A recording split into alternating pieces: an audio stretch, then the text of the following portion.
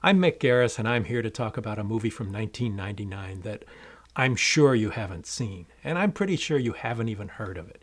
It's a rock and roll movie, and most rock and roll movies, to me, suck.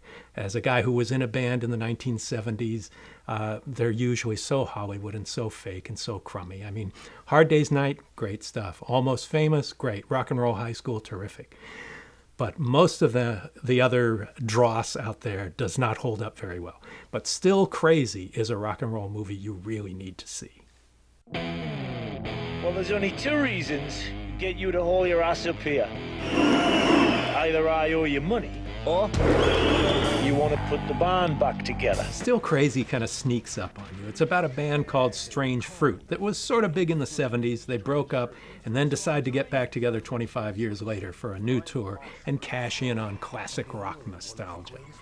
It's an amazing cast. This was the first time I'd ever seen Bill Nighy before. He plays Ray, the rather dim-witted, egomaniacal lead singer, whose most memorable moment to me is when he repeats into the mirror in tragic horror, "I'm not 50!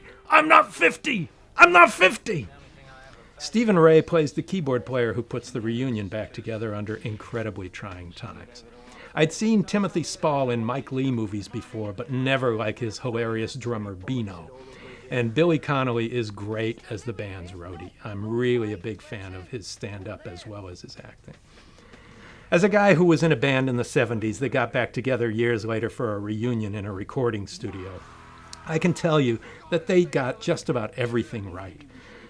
Although our experience wasn't European, their pitiful European gigs like on a party boat in Holland where the name on the marquee is spelled wrong, the ego battles, the wars of wills, and just the whole atmosphere of the live music world is hilariously and sometimes depressingly authentic.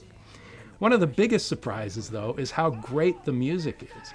The original songs were written by such masters as Chris Difford from the great British rock band Squeeze and Jeff Lynne of The Move and ELO, among others.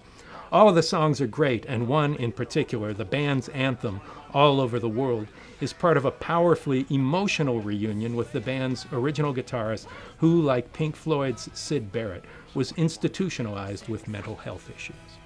One of the writers of Still Crazy was Dick Clement, who had been writing TV comedy since the mid-60s and is still active writing rock music-oriented films like Killing Bono and Across the Universe. The director, Brian Gibson, directed Poltergeist 2 and The Jury before he died at the age of 59 in 2004. To me, it's Still Crazy that is his cinematic legacy.